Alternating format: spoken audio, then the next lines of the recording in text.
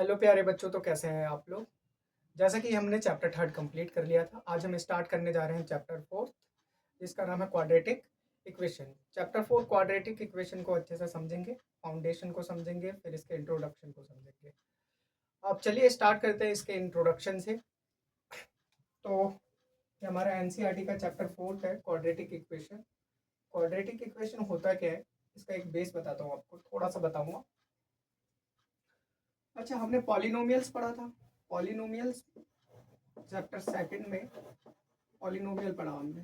तो पॉलिनोमियल में आप लोगों को एक चीज बताया गया होगा कि पॉलिनोमियल को दो तरह से कैटेगराइज किया गया है। एक तो based on number of terms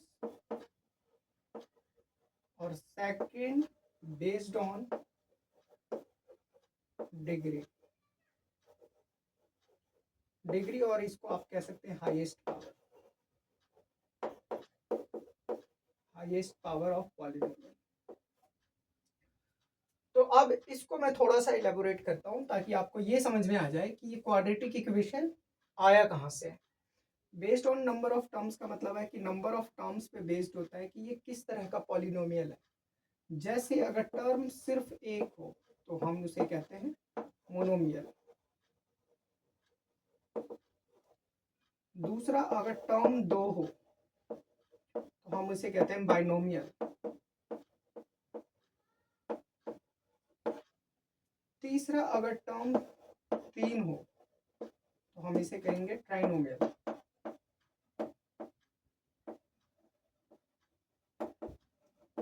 अगर टर्म तीन से ज्यादा आ जाए तो अब हम इसे कहते हैं चार या चार से ज्यादा पॉलिनोमियल।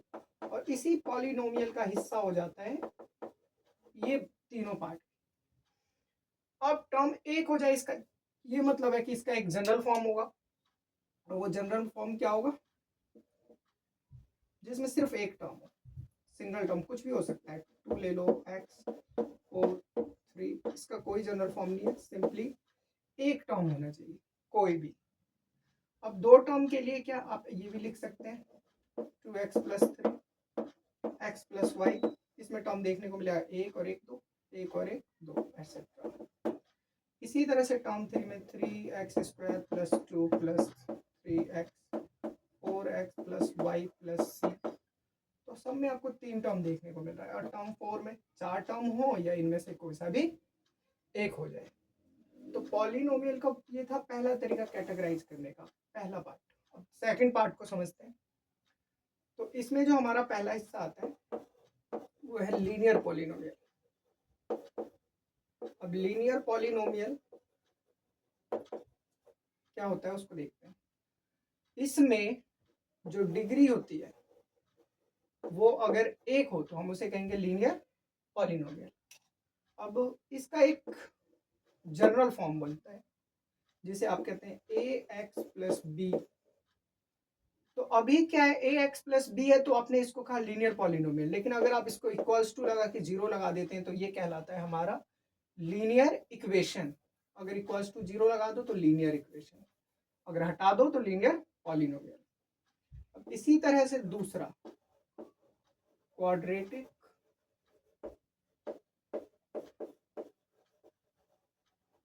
पॉलिनोमियल। क्वाड्रेटिक पॉलिनोमियल में डिग्री होता है दो। डिग्री का मतलब हाईएस्ट पावर दो। Example ax² + bx+c equals to zero अगर हमने लिखा तो बन जाएगा क्वाड्रेटिक इक्वेशन, अगर जीरो नहीं लिखा तो ये बनेगा क्वाड्रेटिक पॉलिनोमियल। तो ये है वो जनरल फॉर्म और इसी चीज को हमें पढ़ना है अब। और इसमें हाईएस्ट पावर अगर आपको चेक करना है तो यहाँ देख सकते हैं ये हाईएस्ट पावर 2, इस पे पावर कितना है 1। तीसरा case cubic polynomial.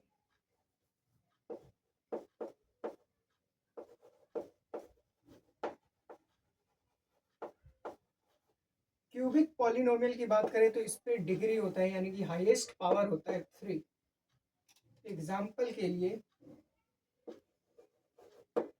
ax³ + bx+c B X square plus C X plus D.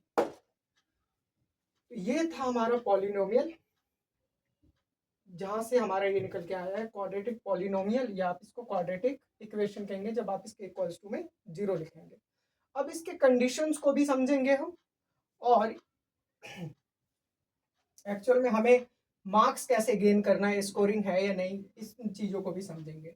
मतलब लगभग 3 मार्क्स का पूछा जाता है, तो हम वो तीनों मार्क्स गेन करने की कोशिश करेंगे सिर्फ एक्सरसाइज 4.1 से। तो अब यहाँ से इंट्रोडक्शन शुरू होता है।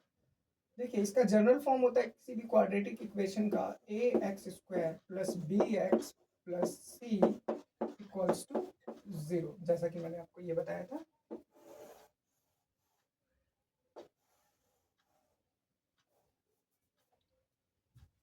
और यहाँ पर एक जो कंडीशन होती है वो ये है कि ए कभी भी 0 नहीं होना चाहिए, और दूसरी कंडीशन है कि ए बी और सी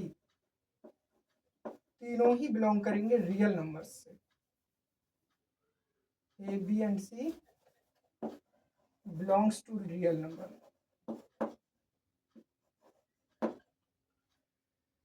तो ये हमारा कहलाता है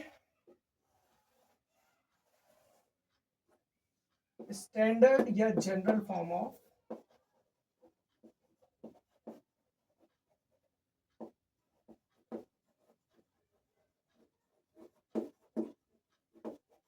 क्वाड्रेटिक इक्वेशन। अब इस पे किस तरह से क्वेश्चंस पूछे जाते हैं वो बताता हूँ। सबसे पहला ही क्वेश्चन आपसे पूछा गया है कि चेक कीजिए, एक इक्वेशन दे रखा है आपको ए एक्स स्क्वायर मान लीजिए प्लस 3 इक्वल्स टू 0। चेक कीजिए ये क्या एक क्वाड्रेटिक इक्वेशन है या नहीं। तो किसी भी क्वाड्रेटिक इक्वेशन को होने के लिए सबसे पहले ए बी सी को चेक कीजिए। ये रहा ए और यहाँ बी नहीं है, सी है। क्या वो रियल नंबर है? तो ये 3 एक रियल नंबर है, ए कोई भी नंबर है, एक कांस्टेंट टर्म है। तो अब ये भी एक रियल नंबर से ही बिलोंग करेगा। अगर नहीं करता तो इसका मतलब ये क्या नहीं होगा, क्वाड्रेटिक इक्वेशन नहीं होगा। बट आपको चेक क्या करना है, ये पावर चेक करना है। पावर चेक कीजिए, अगर पावर 2 है, हाईएस्ट पावर 2 है या डिग्री 2 है, तो आप इसे क्या कहेंगे, ये क्वाड्रेटिक इक्वेशन है। अब इसका कुछ एग्जाम्पल करते हैं। मान लीजिए हमारे पास ए की वैल्यू है 3, बी की वैल्यू है 4 और सी की वैल्यू है 1। तो इसका क्वाड्रेटिक इक्वेशन क्या होगा, आपको क्या करना है, ये सारी वैल्यूज को यहाँ स्टैंडर्ड फॉर्म में पुट कर देना है। तो ए के लिए 3x स्क्वायर, बी के लिए 4x और सी के लिए 1 इक्वल्स टू 0। अब इसके आगे मान लीजिए हमारे पास ए की वैल्यू 0 है, बी की वैल्यू 1 है और सी की वैल्यू 3 है। तो यहाँ से इक्वेशन क्या बनेगा, आपको फिर यहाँ पुट करना है। ए के लिए 0 dot X square plus B के लिए x और सी के लिए 3 इक्वल्स टू 0। अब यहाँ से ये तो पूरा 0 बन चुका है, तो हमारे पास इक्वेशन क्या है, x प्लस 3 इक्वल्स टू 0। क्या ये क्वाड्रेटिक इक्वेशन है? नहीं है, बिकॉज यहाँ पर तो अब सिर्फ x बचा है और x की हाईएस्ट पावर क्या है, 1 है। लेकिन क्वाड्रेटिक इक्वेशन कहता है कि हाईएस्ट पावर अगर 2 है तभी वो क्वाड्रेटिक इक्वेशन कहलाएगा। तो ये थे हमारे कुछ एग्जांपल्स। अब मान लेते हैं आपके पास एक इक्वेशन है 2x square minus 1 plus 3x equals to 0। यहां से आप सभी मुझे ए बी और सी की वैल्यू बताइए। आपको टाइम देता हूं।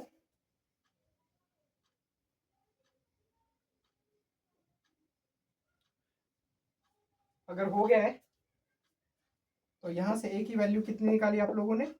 ए की वैल्यू हमेशा किस तरह से पता करेंगे, सेम इसी तरह से देख के। एक्स स्क्वायर के आगे वाली वैल्यू क्या कहलाती है हमारी,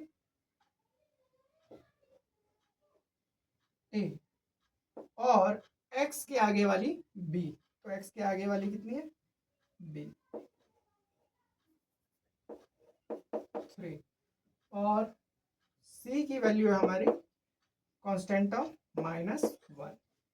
तो इस तरह से आप ए बी और सी की वैल्यू निकाल सकते हैं। अब मान लीजिए आपको फाइंड आउट करना है X square equals to 3 minus 4x।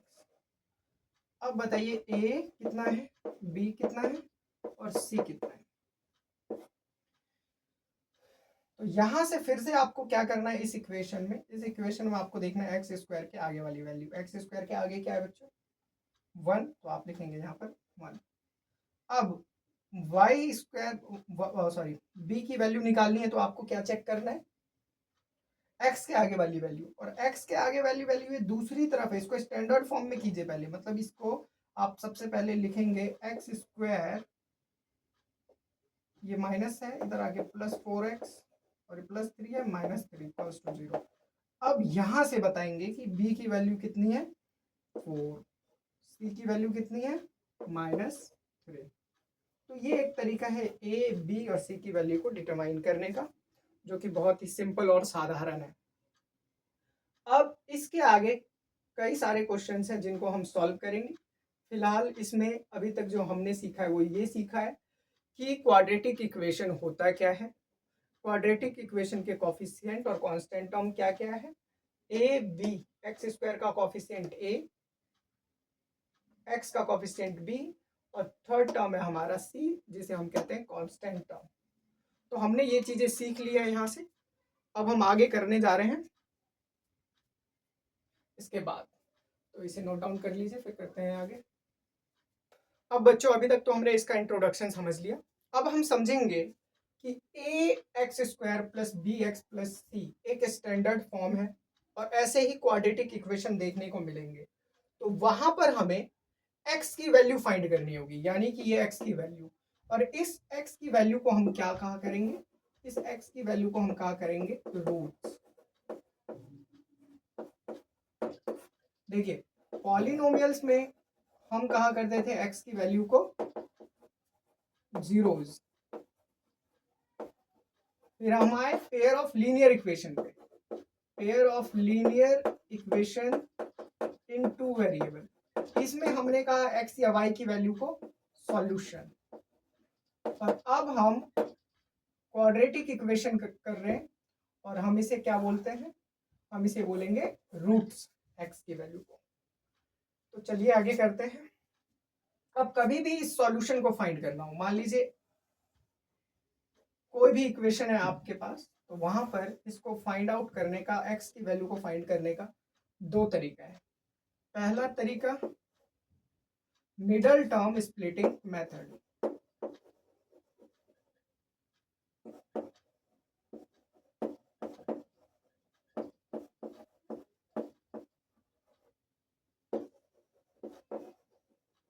दूसरा तरीका क्वाड्रेटिक फॉर्मूला।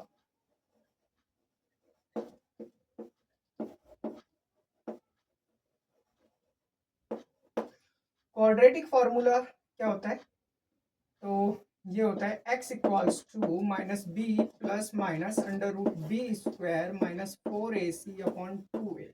और यहाँ पर a b c ये सारी वैल्यू क्वाड्रेटिक फॉर्मूला में आपको, सॉरी क्वाड्रेटिक इक्वेशन से आपको लेनी होती है।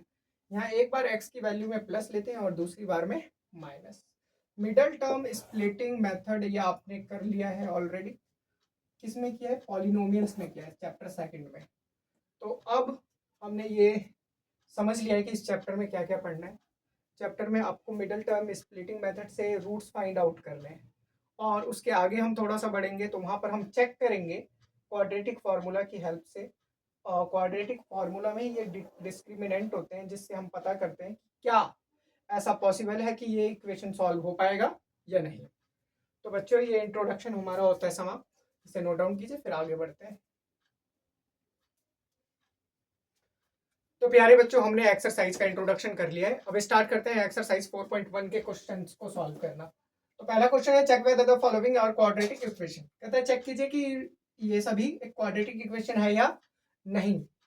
और क्वाड्रेटिक इक्वेशन है या नहीं हमें बस इतना ही फाइंड करना है। तो इसको फाइंड आउट करने के लिए आपको बताया हुआ है कि पावर क्या होनी चाहिए, पावर होनी चाहिए हाईएस्ट पावर 2, यानी कि डिग्री कितनी होनी चाहिए 2। तो स्टार्ट करते हैं यहाँ से। ये आपको किस तरह का दिख रहा है, a plus B whole square. पहले क्वेश्चन रीड कर लेते हैं। x plus 1 whole square equals to 2 into X minus 3। यहाँ इसको आपको प्रॉपर स्टैंडर्ड फॉर्म में कन्वर्ट कर देना है सबसे पहले। तो स्टैंडर्ड फॉर्म में कन्वर्ट करने के लिए इसको सिंप्लीफाई करते हैं। ए प्लस बी का होल स्क्वायर, मतलब यहाँ अगर ए प्लस बी का होल स्क्वायर लगाएं तो A square plus B square plus 2 A, B की वैल्यू है यहाँ पर 1 is equals to 2 into X 2x minus 2 3 जा माइनस 6। अब इसको आगे सॉल्व करते हैं। X square plus 1 plus 2x 2 1 are 2 into X equals to 2x minus 6। देखिए यहाँ भी 2x है, यहाँ भी 2x है, तो ये दोनों तो गया।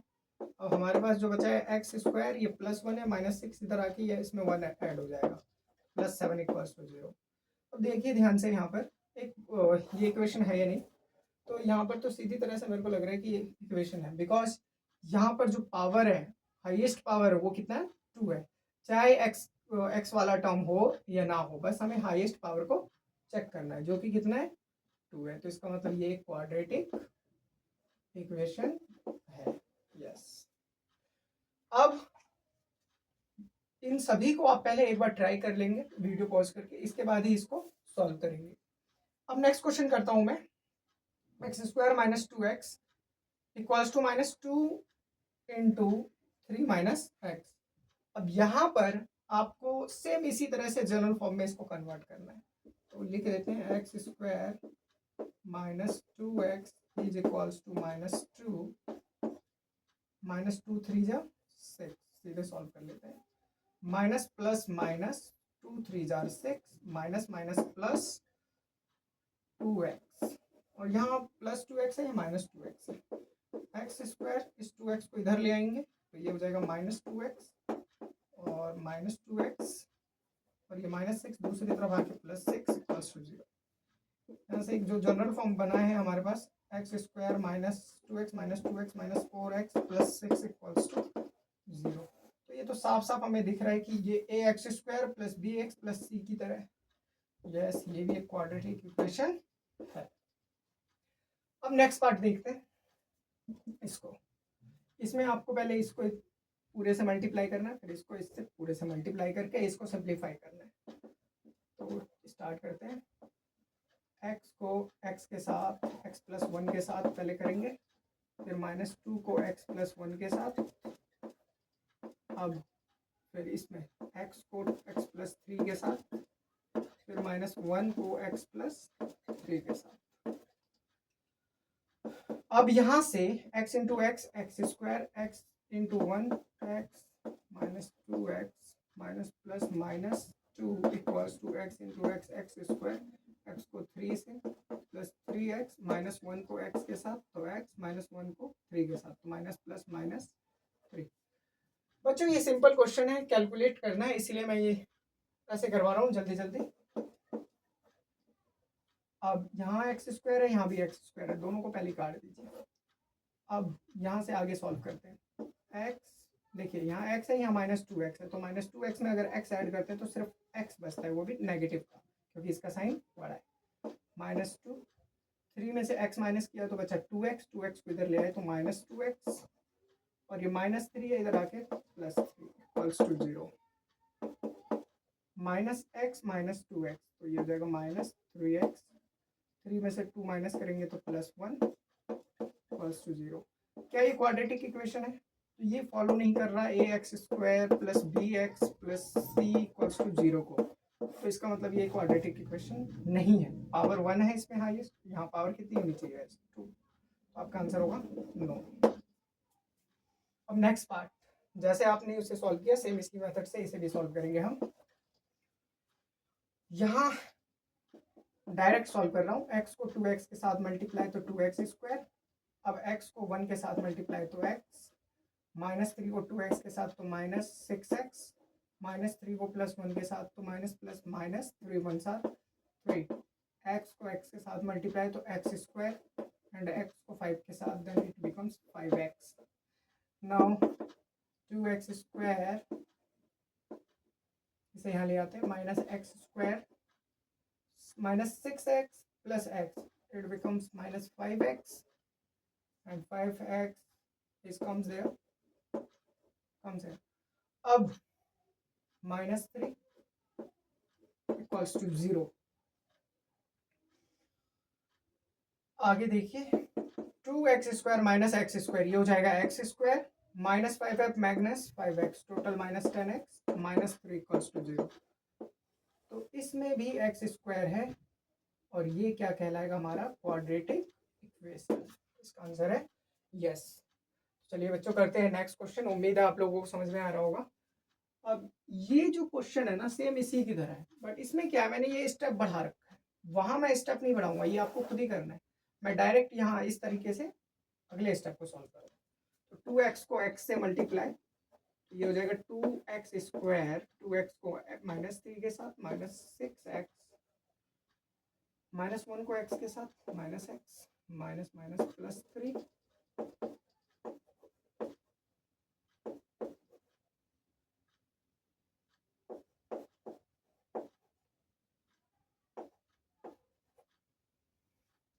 अब 2x² x² को इधर ले आते हैं, -x², -6 -1 -7, 5 में से 1 माइनस किया 4 +4 है, इस तरफ आके -4 +3 माइनस था, इधर आके +5, सॉरी। अब 2 - 1 कितना हो जाएगा, x² -7 -4 -11x, 5 + 3 8 इक्वल्स टू 0। तो बच्चों ये भी हमारा इसको फॉलो कर रहा है स्टैंडर्ड फॉर्म को, ax² + bx + cx को। तो ये भी हमारा क्या कहलाएगा, yes it is a quadratic equation. अब हम करने जा रहे हैं सिक्स्थ पार्ट। क्वेश्चन है x² + 3x + 1 = x - 2 whole square. यहाँ पर आपका आइडेंटिटी लगे a - b का होल स्क्वायर। अब ये जैसा है वैसे ही लिखा जाएगा, x² + 3x + 1 = a² + b² - 2ab। b की वैल्यू कितनी है यहाँ पर 2। अब x² + 3x + 1 = x² + 2 का स्क्वायर 4 - 2 2 = 4 x। इससे ये कैंसिल। अब जो वैल्यू है हमारे पास वो है 3x - 4, इधर आके हो जाएगा +4x + 1 + 4 इधर आके -4 = 0। 3 + 4 7x -3 = 0। ये स्टैंडर्ड फॉर्म को फॉलो नहीं करता क्योंकि यहाँ पर पावर है ही नहीं, और हाईएस्ट पावर नहीं है, डिग्री नहीं है, तो इसका मतलब क्या होगा, no is not a quadratic equation. तो उम्मीद है बच्चों ये 6 के 6 पार्ट आपको समझ में आए होंगे। अब करते हैं इसके नेक्स्ट पार्ट को। नेक्स्ट पार्ट है x + 2 whole cube equals to 2x × x² - 1। अब इसको सॉल्व करने के लिए सबसे पहले तो इसकी आइडेंटिटी का यूज करेंगे। तो इसकी आइडेंटिटी इसमें लिख देता हूँ मैं, क्या होता है a + b whole cube, a³ + b³ + 3a² b + 3ab²। तो ये है इसकी आइडेंटिटी। अब इसी आइडेंटिटी की हेल्प से इसको हम सॉल्व करेंगे। x³ + 2³ + 3a² मतलब 3x²। b की वैल्यू है यहाँ पर 2 + 3, a की वैल्यू है यहाँ पर x और b की वैल्यू है यहाँ पर 2² is equals to 2x × x², 2x³ 2x × 1 - 2x। अब यहाँ से x³ ये 2x³ इधर ले आते हैं, तो हो जाएगा -2x³ + 2 का स्क्वायर 4 3x², 3 2 = 6x² + 3x × 2²। ये कितना हो जाएगा, 3 2 = 6, 6 2 = 12, 12x इक्वल्स टू, बचा क्या था यहाँ -2x, तो इधर आगे हो जाएगा +2x इक्वल्स टू 0, क्योंकि इसे तो पहले ही ले आए। अब 2x³ में से इसे माइनस करोगे तो -x³ 6x², इसके बाद 12 + 2 16x, 12 + 2 14x, और इसके बाद हमारे पास बचा है सिर्फ और सिर्फ +4 इक्वल्स टू 0। तो ये तो ऑलरेडी नहीं है, बिकॉज यहाँ पर हमारे पास क्वाड्रेटिक इक्वेशन में x² होना चाहिए था या क्यूब था, तो आंसर नो। तो बच्चों उम्मीद है इतना समझ में आया होगा आपको। करते हैं नेक्स्ट पार्ट। अब यहाँ ऑलरेडी दिख रहा है हमें x³ minus 4x² minus x plus 1 equals to x minus 2 whole cube. तो यहाँ भी वही सेम आइडेंटिटी लगेगी, लेकिन वहाँ पर क्या है ना, यहाँ प्लस है और यहाँ माइनस है, तो इसकी आइडेंटिटी होती है a minus B whole cube equals to a cube minus b cube minus 3a² b plus 3ab²। तो अब करते हैं इसको सॉल्व। यहाँ रहेगा x³ minus 4x² minus x plus 1 is equals to a³ minus b³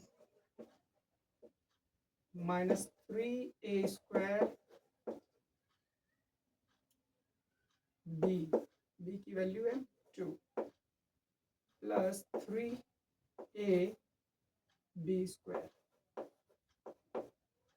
अब x³ माइनस 4x² x³ यहाँ है, यहाँ भी है x³, तो यहाँ से डायरेक्ट काट देते, इसको अगले स्टेप में लिखने की ज़रूरत ही ना पड़े। माइनस 4x², यहाँ है 3 2 6 x², तो ये प्लस हो जाएगा 6x², यहाँ है माइनस x, और यहाँ है 2 का स्क्वायर 4 4 3 12x, और वो प्लस है, इधर आगे हो जाएगा 12x नेगेटिव, यहाँ +1 है, यहाँ -8 है, तो यहाँ +1 तो रहेगा ही, और साथ में माइनस है तो +8 हो जाएगा इक्वल्स टू 0। अब यहाँ से -4x² 6 में से 4 माइनस करा 2x² minus 13x plus 9 equals to 0। तो यहाँ आपको स्क्वायर दिख रहा है और हाईएस्ट पावर और डिग्री 2 है, तो इसलिए हम इसको कहेंगे yes it is a quadratic equation. तो उम्मीद है बच्चों आपको इतना समझ में आया होगा। सिंपल क्वेश्चन था, बहुत ही सिंपल क्वेश्चन था। आपको इसे एक ही क्वेश्चन ऐसा हो कि समझिएगा, बाकी सभी आप खुद ही ट्राई कीजिएगा। तो नेक्स्ट क्वेश्चन करते हैं सॉल्व। नेक्स्ट क्वेश्चन में हमें सेकंड का फर्स्ट पार्ट दे रखा है। The area of rectangular plot is 528 metre square. मतलब किसी रेक्टेंगुलर प्लॉट का एरिया 528 मीटर स्क्वायर है। The length of the plot is 1 more than twice its breadth. मतलब प्लॉट का जो लेंथ है वो ब्रेथ के 2 गुना से 1 ज़्यादा है। We need to find the length and breadth of the plot. तो सबसे पहले हमें क्या करना है, लेट कर देना है, let the breadth x metre, इसे x लेट कर लिया। अब क्वेश्चन समझाता हूँ आपको। क्वेश्चन में आपको एरिया दे रखा है 528 मीटर स्क्वायर, ये वाला पार्ट का एरिया, इसका ब्रेथ हमने x लेट किया है, तो लेंथ कितना होगा 1 more than twice its breath, तो ब्रेथ के 2 गुने में 1 ज़्यादा, इतना मीटर है। चलिए तो फाइंड करते हैं लेंथ और ब्रेथ, हमारे पास ये इक्वेशन है। अब देन ब्रेथ कितना हो जाएगा, सॉरी देन लेंथ कितना हो जाएगा, according to question 2x plus 1 metre. Now according to question area क्या पढ़ा है हमने, एरिया ऑफ प्लॉट और rectangular plot equals to given है 528 मीटर स्क्वायर। अब एरिया होता है इसका length into breadth, length into breadth equals to 528 है हमारे पास। लेंथ कितना है, तो लेंथ है 2x plus 1 into x equals to 528। अब यहाँ से 2 into X 2x square plus x इस 528 को इधर ले आए तो -528। अब इसका फैक्टर करेंगे और x की वैल्यू निकालेंगे। तो फैक्टर मैं यही साइड में बताता हूँ आपको। 528 का फैक्टर कितना होगा, अच्छा 528 क्या, इस 2 को भी तो लेंगे साथ में,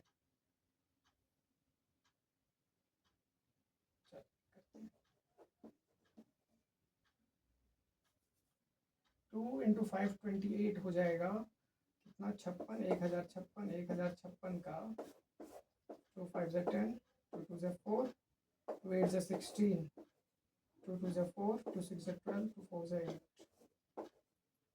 2 13. Sorry, 2 6 12 and 2 6 12, 2 33, 3 11, 11 ones are 11. अब देखते हैं 2 2 4, 4 2 8, 8 2 16, 16 2 30, 16 2 32, 11 3 33. तो इसका क्या बन रहा है बच्चों? 33 और 32, 2x square plus 33x minus 32x। मतलब इसको इस तरह से अरेंज करना होता है कि प्लस माइनस करने पर कितना आ जाए, 1 आ जाए, ये बीच वाला मिडल टर्म आ जाए, ठीक। और मल्टीप्लाई करने पर कितना है, AC की वैल्यू आ जाए। ये आपने ऑलरेडी सीखा हुआ है तो इस पर मैं ज़्यादा फोकस नहीं कर रहा इसको समझाने में, तो ये ऑलरेडी आपको आता है। तो अब इसके आगे -x माइनस 528 इक्वल्स टू 0। यहाँ से कॉमन, यहाँ से कॉमन, यहाँ से अगर आप कॉमन लेंगे तो सिर्फ x कॉमन आएगा, अंदर बचेगा 2x प्लस 33। यहाँ से अगर 32 आप कॉमन लेते हैं, 32 नहीं 16 कॉमन लेते हैं, 16, तो अंदर बचता है 2x प्लस 30,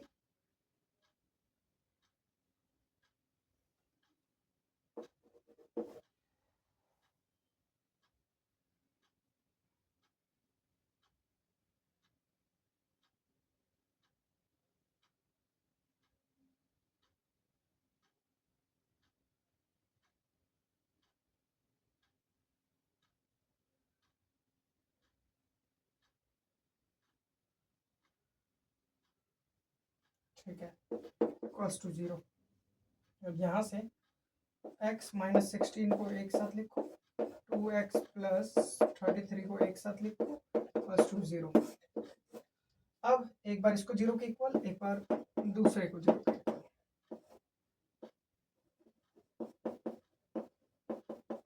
यहाँ से 2x इक्वल्स टू माइनस 33 और x equals to minus 33 upon 2। ये तो हो नहीं सकता लेंथ, तो यहाँ से x इक्वल्स टू 16 मीटर, मतलब आपका ब्रेथ आ चुका है 16 मीटर। और लेंथ कितना होगा, लेंथ की बात करें तो 2x plus 1 metre, 2 into X 16 plus 1, 16 दूनी 32 33, 33 मीटर। तो बच्चों लेंथ ये है और ब्रेथ ये। तो उम्मीद है ये वाला पार्ट आपको समझ में आया होगा। हम नेक्स्ट पार्ट भी सॉल्व कर ही लेते हैं। तो नेक्स्ट पार्ट है हमारे पास, the product of two consecutive integers is 306, we need to find the integers. तो कहते हैं दो कॉन्जिक्यूटिव इंटीजर्स का प्रोडक्ट 306 है। कॉन्जिक्यूटिव इंटीजर आपको बताता हूँ क्या होता है। जैसे मान लीजिए आपके पास 1 है तो इसका कॉन्जिक्यूटिव क्या होगा, इसमें एक ऐड कर दो, 2, 3 का कॉन्जिक्यूटिव 4, इसी तरह से 100 का कॉन्जिक्यूटिव 101, इसी तरह x का कॉन्जिक्यूटिव x प्लस 1।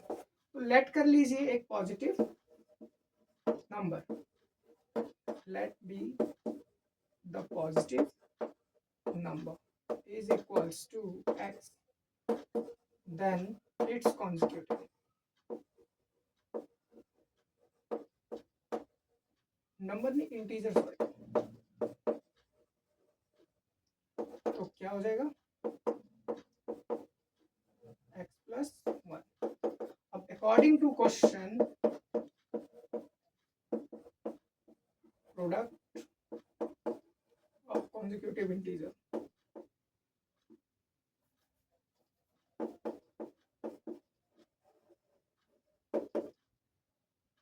कितना दे रखा है 306। तो x इंटू कितना है, x into x plus 1 is equals to 306। यहाँ से X square plus X minus 306 equals to 0। 306 का फैक्टर बनाते हैं, 253, 17 टाइम्स में 3 3 ज़ा 9, 3 1 ज़ा 3। अब प्लस माइनस करने पर 1 आना चाहिए, 3 3 ज़ा 9, 9 2 ज़ा 18 बन रहा है X square plus 18x minus 17x minus 306 equals to 0। देखिए कैसे, 2 3 जा 6, 6 3 जा 18 और 17 ये अकेला है, तो मल्टीप्लाई करने पे तो 306 ही आएगा और प्लस माइनस कर दो तो -17x। अब यहाँ से कॉमन x कॉमन लेते हैं तो x प्लस 18 बच जाता है और यहाँ 17 कॉमन लेते हैं तो यहाँ भी x प्लस 18 रह जाता है। अब यहाँ से एक बार बाहर वाले को लिखिए ब्रैकेट में, दूसरी बार जो 2 बार लिखा है उसे लिखिए इक्वल्स टू 0। अब अपने को क्या करना है, इसके आगे तो यहाँ स्पेस दिख नहीं रहा, यहाँ कर देते हैं सब। तो यहाँ देखिएगा एक बार x माइनस 17 को लेकर के 0 पुट कीजिए और x इक्वल्स टू आ जाएगा 17 और दूसरी तरफ मतलब बगल में ही इसके x प्लस 18 को 0 के इक्वल पुट कीजिए तो x इक्वल्स टू -18। तो माइनस वाला तो नहीं ले सकते ही नहीं है क्योंकि नेगेटिव इंटीजर नहीं, हमें पॉजिटिव इंटीजर चाहिए। तो हमारे पास है 17, पॉजिटिव इंटीजर है एक 17 और दूसरा क्या होगा, दूसरा हो जाएगा 17 प्लस 1 18। तो आपका आंसर होगा x प्लस 1 की वैल्यू 18। पॉजिटिव इंटीजर्स क्या है 17 एंड 18, ये आपका आंसर। तो उम्मीद है बच्चों आपको ये दोनों क्वेश्चंस का सॉल्यूशन समझ में आया होगा। आप मेरे साथ बने रहिए ऐसे ही, लास्ट में स्कोर आपका हमेशा पॉजिटिव रहेगा। तो 2 पार्ट हमने कर लिया है सेकंड क्वेश्चन का। अब सेकंड क्वेश्चन का थर्ड पार्ट देखिए क्या है। Rohan's mother age is 26 year older than him. Rohan की मम्मी उससे 26 साल बड़ी है। The product of their ages 3 years from now will be 360। कहता है कि अभी से 3 साल बाद इन दोनों के एज का प्रोडक्ट 360 होगा। We would like to find Rohan's present age. हमें फाइंड करना होगा रोहन की परसेंटेज। तो सॉल्यूशन में सबसे पहले हम लेट कर लेते हैं age, let the present age of Rohan which is x years। अब देन हर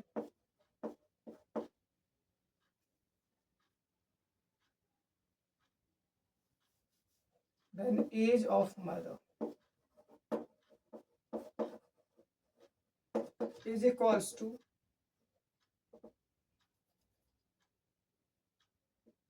x plus 26 क्योंकि 26 साल बड़ी है।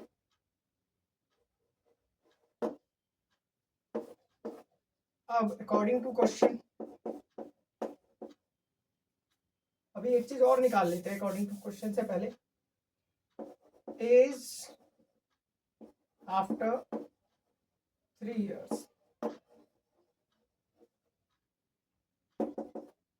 As of Rohan is equals to 3 साल बाद कितनी होगी x प्लस 3 years और उसकी मम्मी की age, age of mother x plus 26 plus 3 मतलब ये हो जाएगा x plus 29 years.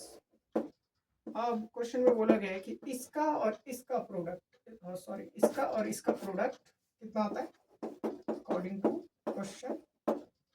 x plus 3 into x plus 29 is equals to 360। तो हमने ये इक्वेशन तैयार कर लिया है क्वेश्चन के बिहाफ पे।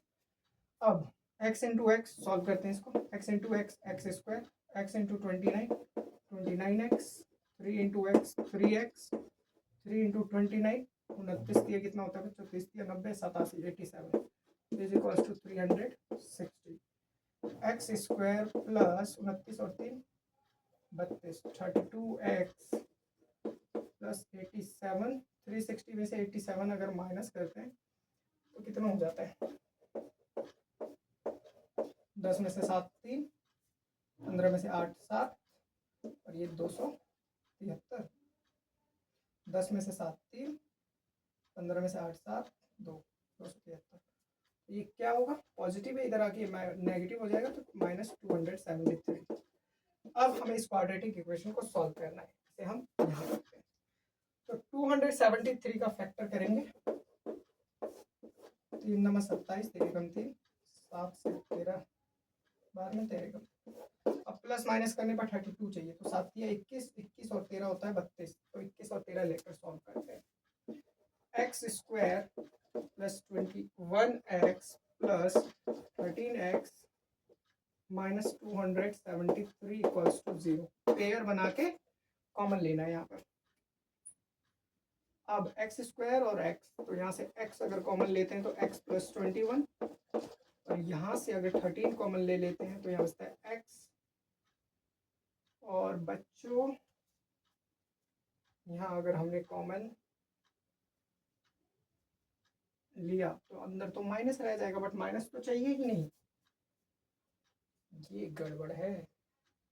देखें कहाँ दिक्कत आ रही है।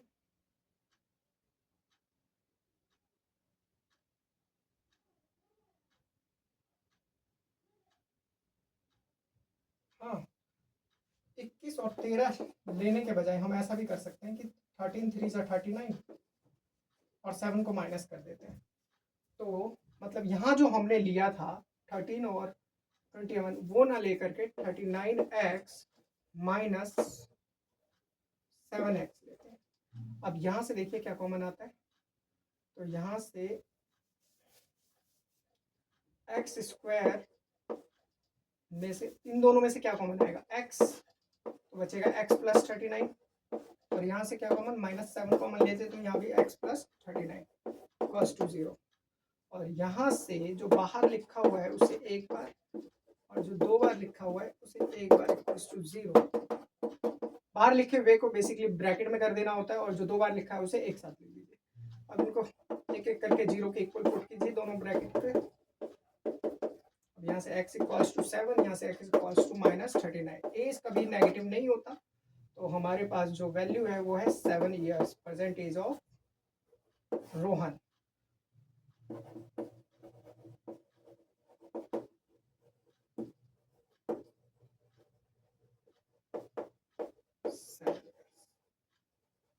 बस, तो बच्चों इतना ही था इस क्वेश्चन में। तो मेरे प्यारे बच्चों, उम्मीद है आपको ये समझ में आया होगा, तो फटाफट इसे नोट डाउन कर लीजिए, फिर आगे बढ़ते हैं। लास्ट क्वेश्चन करते हैं इस एक्सरसाइज का। थर्ड पार्ट हमने सॉल्व कर लिया था, अब हम फोर्थ पार्ट करने जा रहे हैं। फोर्थ पार्ट क्वेश्चन कुछ इस तरह से है। A train travels a distance of 480 kilometer at a uniform speed. एक ट्रेन ट्रेवल करता है 480 किलोमीटर एक यूनिफॉर्म स्पीड में, मतलब सेम स्पीड में। If the train speed had been 8 kilometer per hour less, अगर उसकी स्पीड को 8 किलोमीटर प्रति घंटा से कम कर दी जाए, then it would have taken 3 hours, तो 3 घंटे ज्यादा लेगा सेम डिस्टेंस को कवर करने में। We need to find the speed of the train, हमें फाइंड करना है ट्रेन की स्पीड। तो यहाँ भी सबसे पहले हम लेट कर लेते हैं, let the speed of train x kilometre per our. Speed इतना है, अब डिस्टेंस दे रखा है हमें, डिस्टेंस ट्रेवल 480 किलोमीटर। अब यहां से अगर आप निकालना चाहें ना टाइम टेकन तो निकाल सकते हैं, क्योंकि यहाँ एक रफ चीज बताता हूँ मैं आपको। स्पीड इक्वल्स टू, हम बचपन से पढ़ते आ रहे हैं, डिस्टेंस अपॉन टाइम। तो यहाँ से अगर हमें टाइम चाहिए तो क्या करना है, स्पीड को इसके अपॉन में ले आइए, तो टाइम की वैल्यू हो जाएगी यहाँ से डिस्टेंस अपॉन स्पीड। तो time equals to, distance check कीजिए कितना है, डिस्टेंस है 480 और स्पीड है अपने पास x किलोमीटर, सॉरी टाइम है ना। तो ये तो थी क्वेश्चन के अकॉर्डिंग जो जो चीजें हमने माना है वो।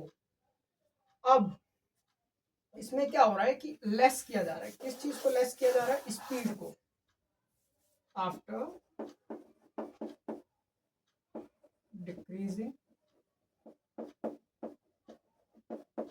स्पीड, जब स्पीड घटाया जाता है तो इस केस में क्या हो जाएगा, न्यू स्पीड क्या होगी, नई वाली जो स्पीड होगी, पहले कितनी थी x, अब घट के कितनी हो गई है, 8 किलोमीटर घटी है ना, तो 8 किलोमीटर हम माइनस कर देते हैं। और अब नई स्पीड अगर इतनी है तो अब टाइम जो लगेगा वो कितना लगेगा? कहते हैं टाइम, जैसे स्पीड कम हुई तो टाइम तो इंक्रीज होगा, टाइम ज्यादा लगेगा। और टाइम ज्यादा लगेगा तो पहले जो टाइम लग रहा था वो इतना लग रहा था 480 अपॉन एक्स, लेकिन अब 3 घंटे बढ़ गया है, 3 हमने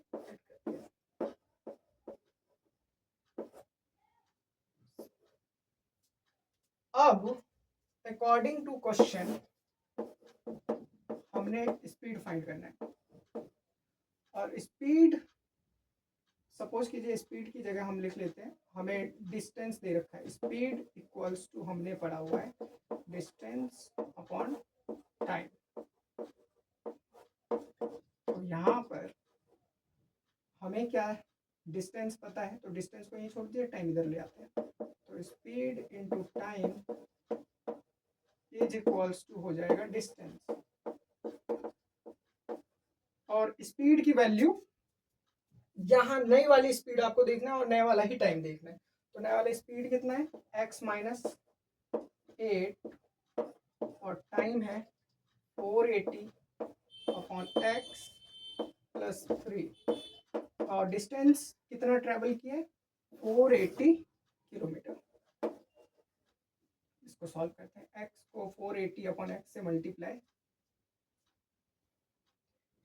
तो इसको पहले सिंपल बनाते हैं, x माइनस 8, x का एलसीएम लेते हैं, तो x का एलसीएम लेंगे तो 480 हो जाएगा x, और ये x जाके इससे मल्टीप्लाई करेगा 3x इक्वल्स टू 480। अब यहाँ नीचे कुछ नहीं है तो ये इस पूरे के अपॉन में x इधर जाके मल्टीप्लाई करेगा और ये हो जाएगा x minus 8 480 plus 3x, x इधर जाके मल्टीप्लाई किया तो ये हो गया 480 x को 480 से मल्टीप्लाई करा हमने तो 480x, x को 3x से then it becomes 3x square, minus 8 को 840 से तो माइनस 800, 8 8 जा 64, 6 8 4 जा 32 प्लस 6 38। एक बार रफ भी करके देख लेते हैं, 8 0 का 0, 8 8 64 का 4 हासिल 6, 8 चौक 32 6 38, तो 38 40 ठीक आ रहा है, 40 मतलब 3840।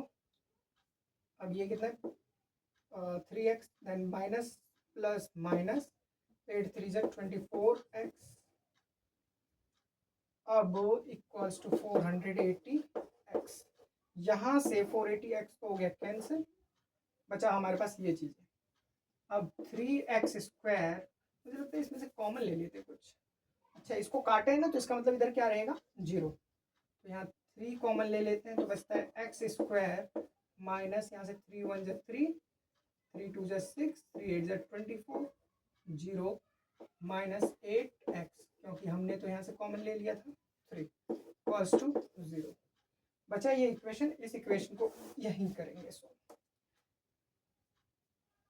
एक्स स्क्वायर माइनस 1280 माइनस 1280, पहले क्या आएगा माइनस 8x फिर माइनस 1280, इसी का फैक्टर करेंगे।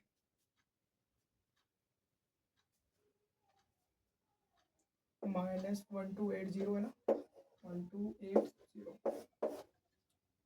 2 6 12, 2 4 8 0, 2 32 0, 2 16 280,